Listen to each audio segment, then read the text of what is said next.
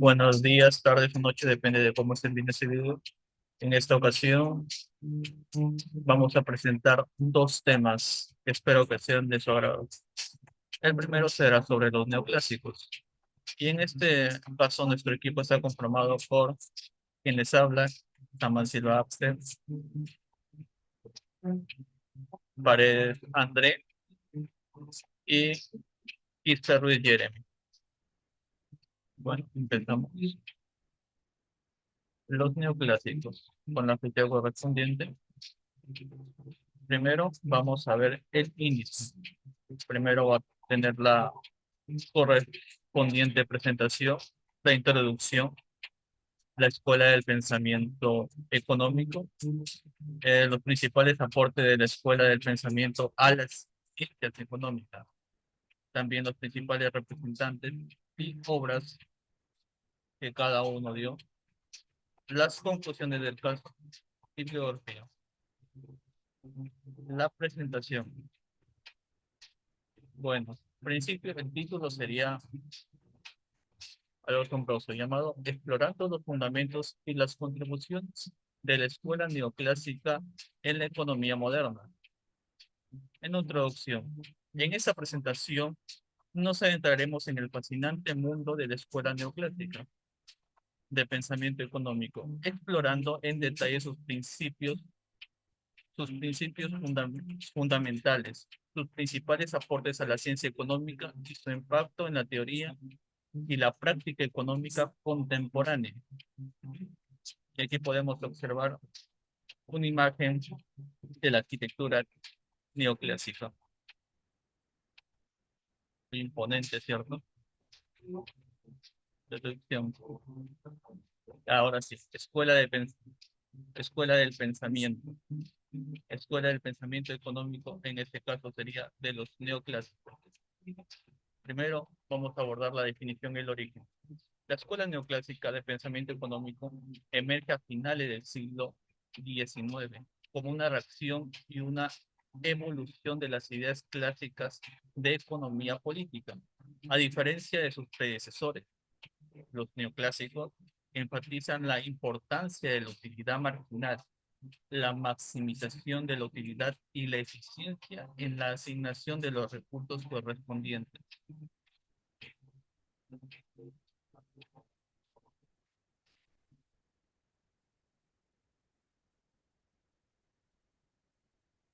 La reacción a la economía clásica. La escuela neoclásica surge como una reacción, una crítica a las ideas de la economía clásica, representada principalmente por los trabajos de Adam Smith, David Ricardo y John Stuart Mill. Los neoclásicos creían que la economía clásica no proporcionaba un marco adecuado para entender las complejidades de la economía moderna, especialmente en el contexto de la revolución industrial y los cambios sociales y tecnológicos que existieron en la época. Énfasis en la utilidad marginal. Una de las principales características de la escuela neoclásica es su énfasis en la utilidad marginal como determinante del valor de un bien o servicio. A diferencia de la economía clásica que se centraba en el valor objetivo de los costes de producción, los neoclásicos argumentaban que el valor de un bien dependía de la utilidad adicional que proporcionaba a un individuo en determinado momento. Racionalidad de los agentes económicos. Los neoclásicos asumían que los agentes económicos, ya sean bien consumidores o empresas, actúan de manera racional para maximizar su utilidad y beneficio.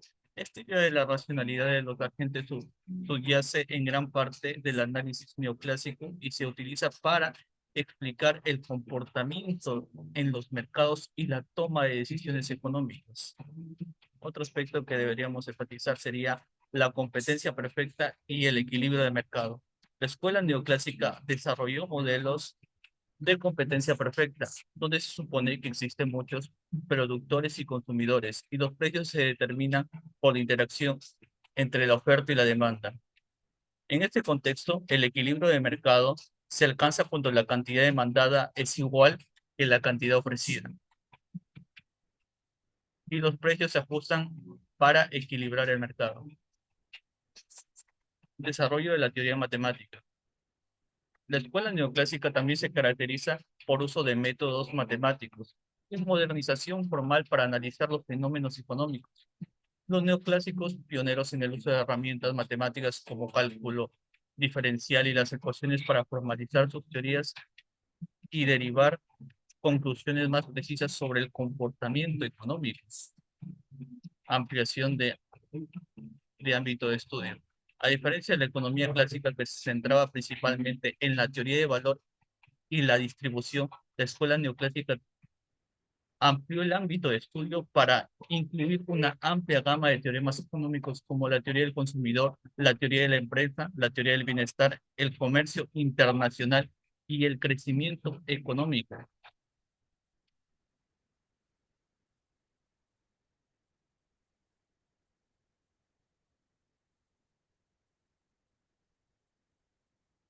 El contexto histórico es un poco tedioso. El contexto histórico en este caso sería el surgimiento de la escuela neoclásica, que coincide con un periodo de transformación económica, industrialización y globalización, donde las viejas teorías clásicas no podían explicar completamente los nuevos fenómenos económicos. En ese contexto, los neoclásicos buscan desarrollar un enfoque más riguroso y para entender y abordar los desafíos económicos de la época. Revolución industrial. La revolución industrial, la cual comenzó en Bretaña a finales del siglo XVIII y se extendió por Europa y América en el siglo XIX, fue un factor importante en el surgimiento de la escuela neoclásica. El rápido cambio tecnológico, el crecimiento urbano y la expansión del comercio internacional plantearon nuevos desafíos económicos que la economía clásica no podía explicar completamente. Y acá también entra a tallar lo que son los cambios en las relaciones laborales. La industrialización cambió radicalmente las relaciones laborales y la organización del trabajo.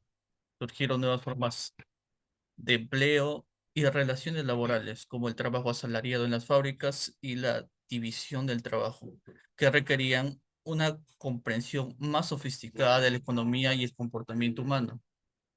El auge del liberalismo económico en el siglo XIX fue testigo, el siglo XIX en sí fue testigo del auge del liberalismo económico, valga la redundancia, que abogaba por la libertad de mercado, la propiedad privada y la no intervención del gobierno en los asuntos económicos. Esta ideología influyó en los economistas neoclásicos, quienes desarrollaron teorías que respaldaban los principios del liberalismo económico y argumentaban a favor de la eficiencia de los mercados libres. Cambios en la teoría y práctica económica. La escuela neoclásica surgió en un momento en el que la teoría económica estaba en plena transición. Los economistas buscaban desarrollar un enfoque más riguroso y científico para estudiar los fenómenos económicos, en contraposición a las explicaciones más descriptivas y cualitativas de la economía clásica. También surgieron avances en la teoría matemática, por lo que el siglo XIX también fue testigo de dichos avances significativos, los cuales proporcionaron nuevas herramientas para el análisis económicos. Los economistas neoclásicos utilizaron métodos matemáticos como el cálculo diferencial y las ecuaciones para formalizar sus teorías y derivar conclusiones más precisas sobre el comportamiento económico. Y es ahí donde surge la globalización económica. El, el crecimiento del comercio internacional y la globalización económica también influyeron en el surgimiento de la escuela neoclásica. Los economistas neoclásicos desarrollaron teorías sobre el comercio internacional y la asignación eficiente de recursos en un contexto de economía globalizada. Ahora vamos a explicar lo que son los principales aportes definidas en estas cuatro, pero podrían haber sido más. La primera sería la teoría del equilibrio general, el cual es uno de los aportes más significativos de la escuela neoclásica. Es la teoría del equilibrio general desarrollada por Leon Warras. Esta teoría sostiene que un mercado competitivo, el equilibrio se alcanza cuando la oferta es igual a la demanda en todos los mercados, lo que conduce a la asignación eficiente de recursos. Esta idea proporciona un marco teórico sólido para comprender la interacción entre diferentes sectores de la economía y cómo se determinan los precios y las cantidades de un sistema de mercado. La segunda sería utilidad marginal y teoría del consumidor. Los neoclásicos introdujeron el concepto de utilidad marginal, la cual postula que la utilidad de un bien o servicio disminuye a medida que se consume más de él. Esta idea influye en la teoría del consumidor y en la formación de precios en los mercados. Al entender cómo los consumidores valoran los bienes y servicios que se le brindan, los economistas neoclásicos pueden predecir cómo van cambiando las decisiones de consumo en respuesta a los cambios de precios y los ingresos que tengan los consumidores. La tercera sería la teoría del valor y precios. Según la escuela neoclásica, los precios de los bienes y servicios se determinan mediante la interacción entre la oferta y la demanda. El valor de un bien está determinado por su utilidad marginal y el coste de producción, lo cual refleja la interacción entre los consumidores y los productores en el mercado. Esta teoría proporciona una explicación convincente de cómo los precios de un sistema de mercado competitivo y cómo se asignan los recursos de manera eficiente. Otro caso sería la teoría de la producción y los costes.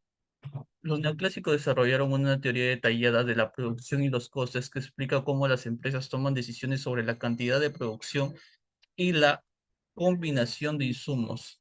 Introdujeron conceptos como los costes marginales, los ingresos marginales y la productividad marginal, los cuales son fundamentos para comprender el comportamiento de las empresas en los distintos mercados. Teoría de la utilidad del consumidor. En la escuela neoclásica desarrolló una teoría formal de la utilidad del consumidor, que describe cómo los individuos maximizan su satisfacción o utilidad de tomar decisiones de consumo. Esta teoría se basa en la idea de que los consumidores eligen la combinación de bienes y servicios para maximizar su utilidad, sujeta a una restricción presupuestaria. Otra teoría sería la teoría de la competencia imperfecta. Aunque la escuela neoclásica se basa en gran medida en la competencia perfecta, también se han desarrollado teorías para entender a los mercados donde la competencia es perfecta. Esto incluye una teoría de los oligopolios, los monopolios y la competencia monopolística, los cuales analizan cómo se comportan las empresas y cómo afectan los precios y la eficiencia del mercado en ese tipo de situaciones. Otra sería la teoría de la distribución del ingreso. Los neoclásicos han contribuido con varias teorías sobre la distribución del ingreso, explicando cómo derivan los salarios, los beneficios y los alquileres en una economía de mercado.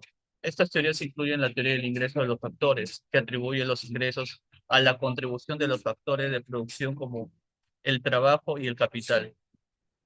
Otra teoría sería la teoría del crecimiento económico. La escuela neoclásica también ha realizado importantes contribuciones a la teoría del crecimiento económico. Estudia los determinantes del aumento a largo plazo de la producción y el ingreso de la economía. Introdujeron modelos de crecimiento que se basan en la acumulación de capital, el progreso tecnológico y los rendimientos decrecientes para explicar cómo las economías crecen a largo plazo. Y por último tenemos a la teoría del comercio internacional.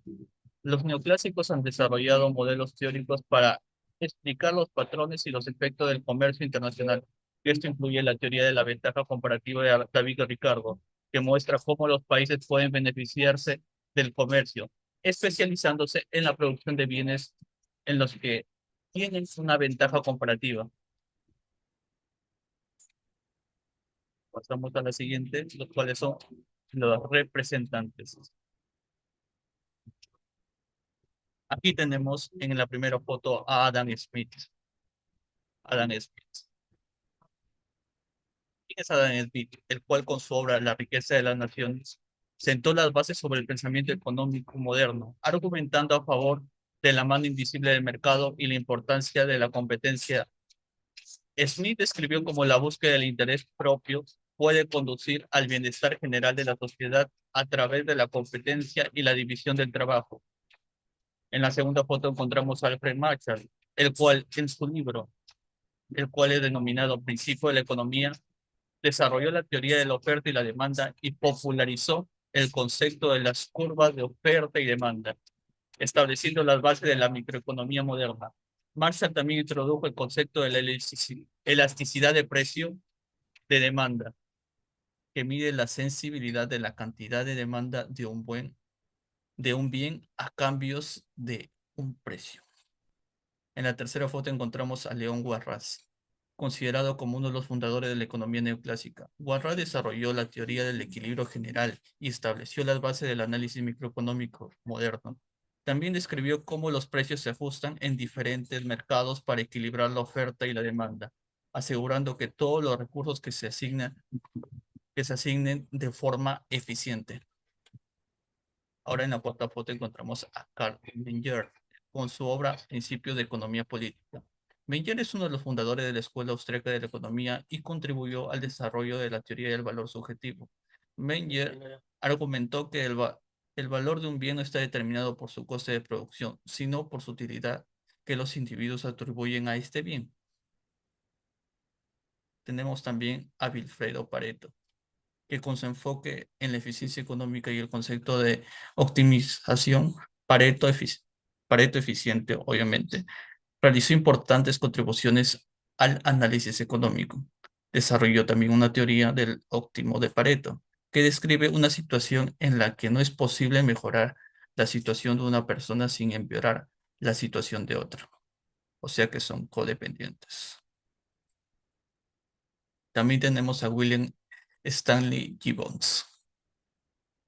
Gibbons fue un economista británico reconocido por su trabajo en la teoría del valor y la utilidad marginal. Su obra más influyente fue la teoría de la economía política, la cual fue escrita y publicada en 1871, en el cual introdujo el concepto de utilidad marginal y sentó las bases para el análisis marginal en economía. Gibbons también contribuyó al desarrollo de la teoría del equilibrio económico, que ya las explicamos anteriormente. Francis Isidro Edgeworth.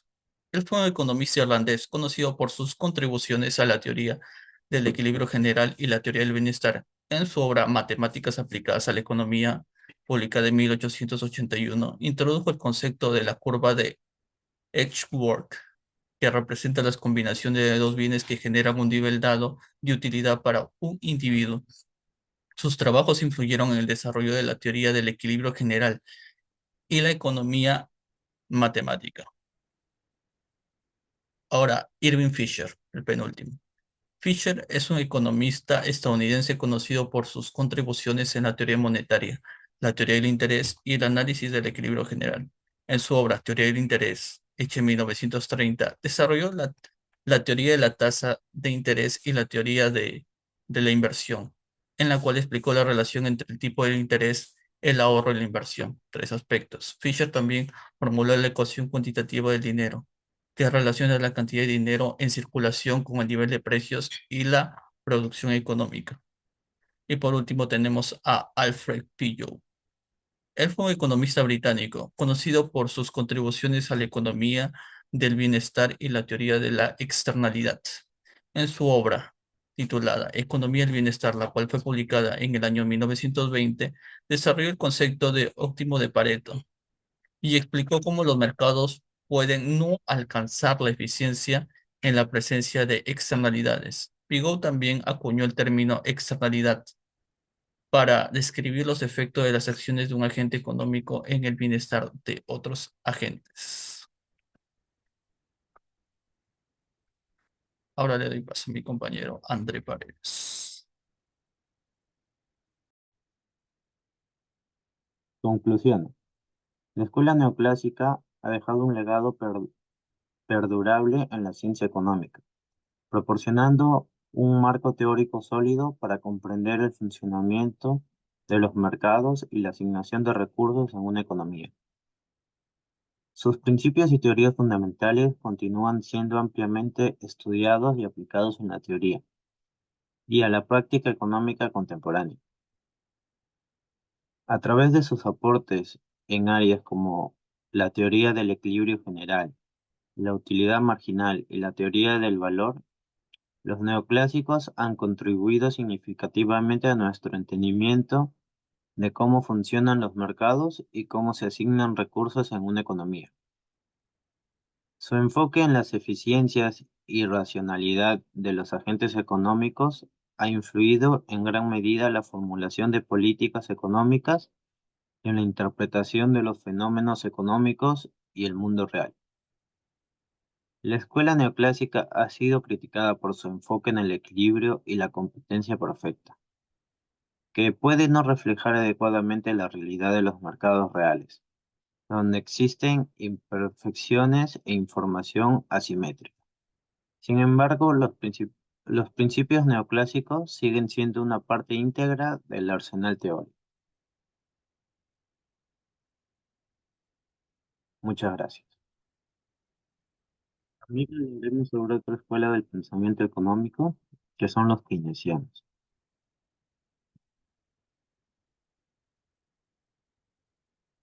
La escuela keynesiana se destaca por su profunda influencia en la teoría y la práctica económica, especialmente durante el siglo XX. Surgida en la década de 1930, como respuesta a la devastadora Gran Depresión, la escuela keynesiana, liderada por el economista John Maynard Keynes, desafió las ideas predominantes de la economía clásica y propuso un nuevo enfoque para abordar el desempleo masivo y la recesión económica que azotaba el mundo. A diferencia de la economía clásica, que enfatizaba la importancia de la oferta y el libre mercado para alcanzar el equilibrio económico, Keynes sostuvo que la demanda agregada era el factor determinante de nivel de producción y empleo. En otras palabras, la cantidad de bienes y servicios que la sociedad deseaba adquirir era el motor de la economía, y no la cantidad de bienes y servicios que se podían producir. Los principales aportes de la escuela keynesiana a las ciencias económicas. Tenemos el énfasis en la demanda agregada, la importancia de la intervención gubernamental, el multiplicador fiscal y la trampa de la liquidez. Énfasis en la demanda agregada. La escuela keynesiana introdujo el concepto de demanda agregada como el principal determinante del nivel de producción y empleo. Keynes argumentaba que la demanda podía ser deficiente, lo que conducía a las rescisiones y desempleo, y que el gobierno debía intervenir para estimular. La importancia de la intervención gubernamental. La escuela keynesiana propuso un papel activo para el gobierno en la economía. Keynes sostenía que el gobierno debía intervenir a través de políticas fiscales y monetarias expansivas, para así poder estimular la demanda agregada durante las recesiones. El multiplicador fiscal.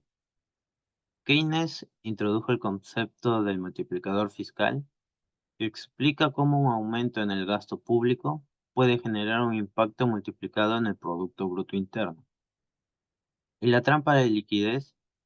Keynes también analizó el concepto de la trampa de la liquidez, una situación en la que la política monetaria expansiva puede ser ineficaz.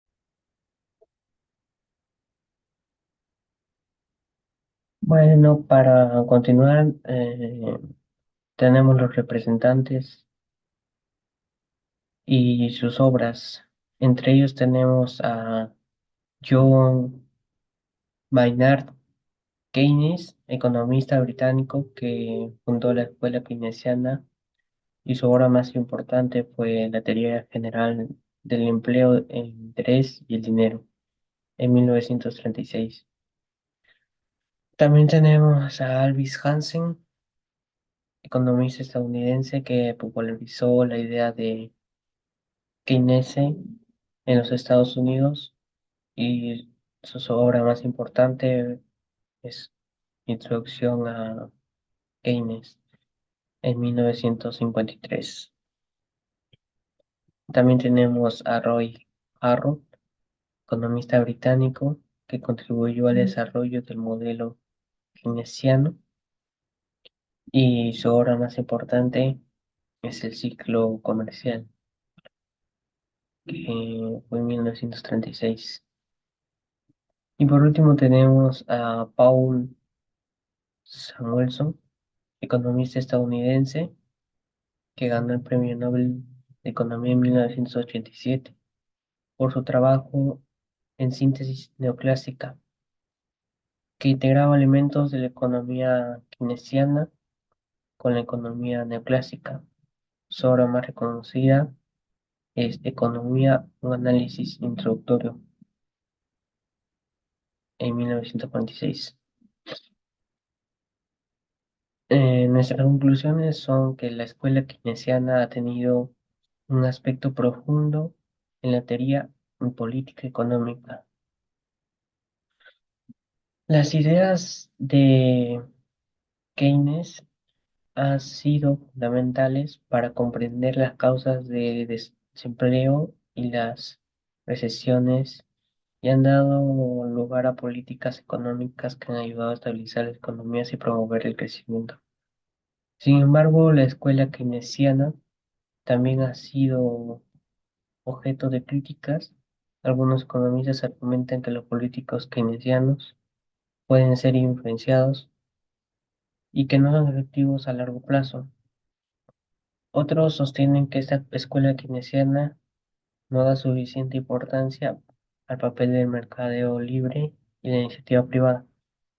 A pesar de estas críticas, la escuela keynesiana sigue siendo una de las escuelas de pensamiento económico más importantes en la actualidad. Sus ideas continuarán siendo relevantes para abordar los desafíos económicos que enfrentan las sociedades modernas. Y eso sería todo. Muchas gracias.